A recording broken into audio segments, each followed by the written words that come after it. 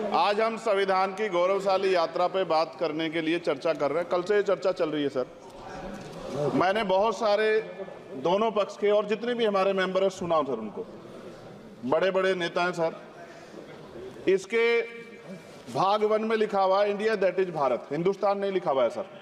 लेकिन सारे नेता संविधान पे चर्चा कर रहे हैं लेकिन हिंदुस्तान ही कहेंगे, भारत कहने की हिम्मत नहीं जुटा पा रहे हैं। ये बड़ा सवाल है सर कि क्या संविधान के हिसाब से बात रखी जा रही है। मैं धन्यवाद दूंगा फूले साहू बाबा साहब अम्बेडकर को और मेरे नेता मान्यवर साहब श्री काशीराम को।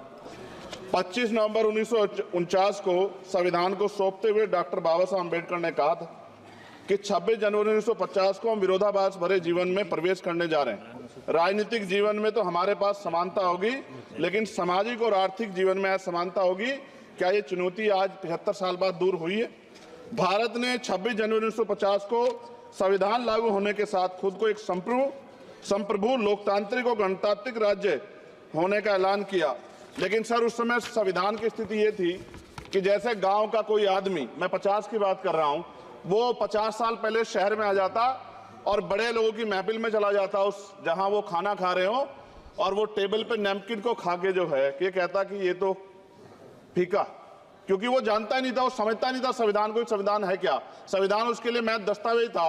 ये जिम्मेदारी थी राजनीतिक दलों पे कि वो संविधान को व्यवहार में लेके आते। और इसके इतने सारे आर्टिकल हैं, अगर इनको व्यवहार में लाया जाता तो मुझे लगता कि आज देश बहुत बदल गया होता। बाबा साहब ने कहा था कि लोकतंत्र भारतीय भूमि का केवल ऊपरी पोशाक है, उनके अनुसार यहाँ की संस्कृति अनिवार्य तौर पर लोकतांत्रिक है। भारत जैसे गरीब और गैर बराबरी वाले देश में संविधान के जरिए छुआछूत खत्म करना, वंचितों के लिए सकारात्मक उपाय करना, सभी वयस्कों के लिए मतदान का अधिकार देना और सबके लिए सम्मान अधिकार तय करना, ये बहुत बड़ी उपलब्धि थी सर।